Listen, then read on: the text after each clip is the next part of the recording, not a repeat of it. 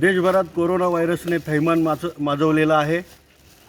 त्या अनुषंगाने आज आपण बघतो की खरोखर काही जे हातावर काम करणारे मजूर आहेत त्या लोकांचे खूप हाल होत आहे। काही लोकांना खाण्याचे सुद्धा वांदे झालेले आहे।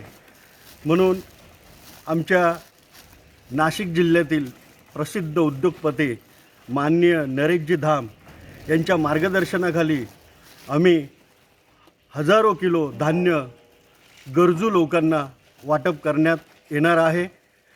तसंच आत्ता सध्या इथे ते वाटपाची तयारी म्हणजे पूर्ण आम्ही पॅकिंग वगैरे करत आहोत।